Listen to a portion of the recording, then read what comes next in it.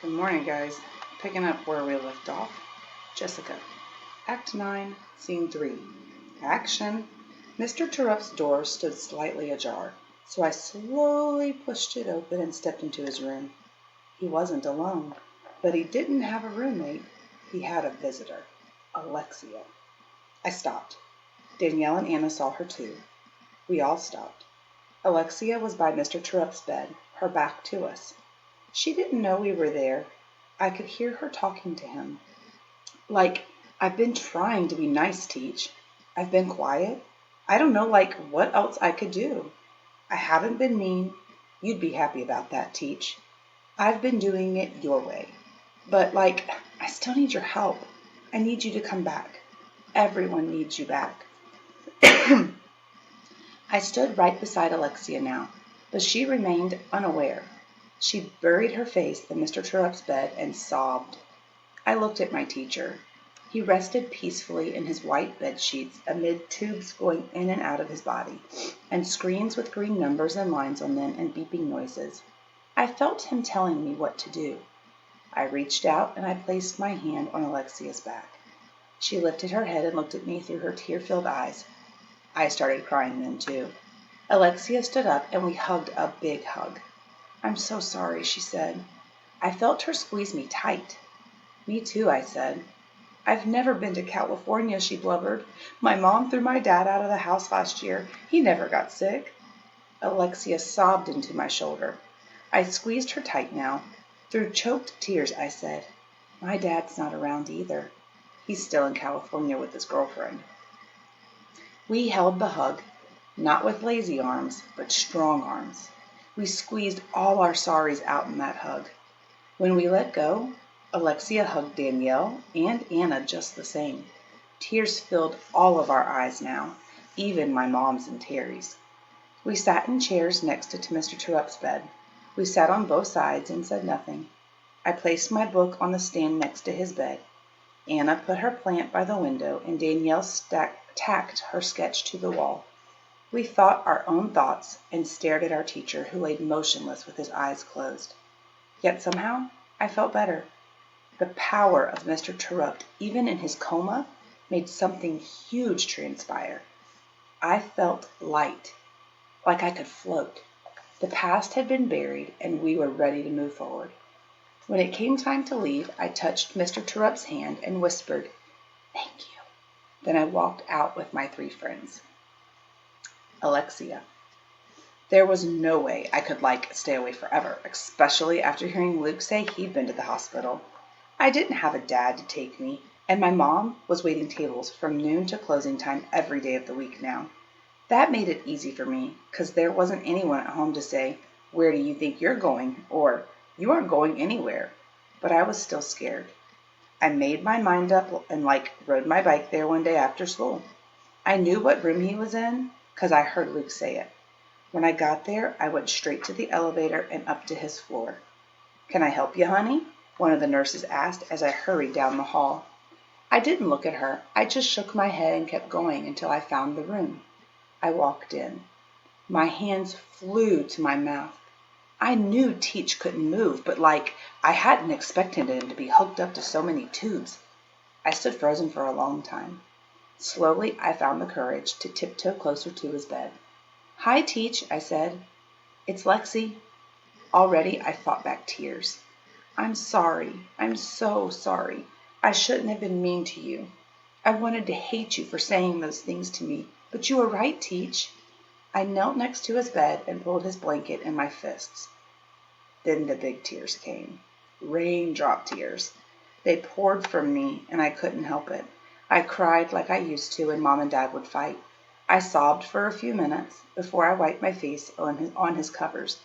Teach just looked like he was sleeping. Was he really going to die? "I'm doing better now, Teach. I'm not being mean. You'd be happy." I squeezed his blanket in my fists again and clenched my jaw to fight back more raindrop tears. "Teach, there's something else I need to tell you. I'm not sure, but I think I saw Peter leaving here. He's the one who threw the snowball, Teach. I know he didn't mean it. He didn't want this to happen. He loves you. All of us do." I dabbed my eyes with his blanket. I cried more now, but I kept talking to him. Peter hasn't, said anything in school. He hasn't talked to anyone, not a word. But no one's trying to talk to him either. He did throw the snowball, even if he didn't mean for it to hit you. So it is still its fault. It is still his fault. I felt bad for Peter. Everything was such a mess, and I had so many mixed up feelings. I had my face in his blankets when I felt the tap on my shoulder. I looked up, and Jessica was there, and so was Danielle and Anna. I hugged them. I told them I was sorry, and then it was over. All of a sudden, I had 3 friends. Teach helped me, even in a coma. I missed him so much. He had to wake up. I had never felt so happy and sad at the same time before. Anna. Charlie is Danielle's 27-year-old single brother. He's the one who dropped Danielle off at my house, and he's the one who arrived to pick her up after our hospital trip. He didn't get out of his red truck and come to our door because he didn't need to. Danielle was ready. Next time, I'll keep her busy so he has to ring our doorbell. Thanks for taking me tonight, ma'am, Danielle said as we stood on the porch. You're welcome over any time, Danielle, Mom said. I'd love it if we could draw together. Danielle smiled at that idea. See you tomorrow, I said, and we hugged. Thanks, she whispered. We watched her walk out to the farm truck with the dented door. I held my breath with hope for the entire long minute. Then I was rewarded. Charlie turned his head and looked back. I saw his smile and friendly wave, and a wave that Mom gladly returned. I want to know what's going on. Okay. I walked to my bedroom and sat on my bed, suddenly exhausted. Mom sat next to me. Quite an afternoon, huh? She said. Yes, I said. Poor Alexia. No dad for her either. Everybody's got a story, Anna. I laid down and rested my head on my pillow. Mom laid down next to me. Is Mr. Terupt going to be okay? I asked. I don't know, honey, Mom said. I sure hope so. She wrapped her arms around me and I started to cry. Is it my fault? I asked. Mom sat up. Is what your fault? Mr. Terupt lying in that bed. Anna, how could it possibly be your fault? Mom sounded shocked. Because I'm one of the kids who got Peter mad enough to throw that snowball. Anna, you listen to me. She sounded almost mad now. Look at me. Her eyes narrowed. You didn't throw the snowball, nor did you force Peter to throw it. I'm not sure whose fault it is that this happened, or if that even matters, but I do know it's not yours. Do you understand me? I just want him to be okay. I know, honey, me too. I never thought I'd have the courage to ask my mom the next thing that came out of my mouth, but my feelings just poured out after seeing Mr. Terupt like that. Do you ever blame me for what happened to you all of those years ago? Blame you? Is it my fault that you were ostracized?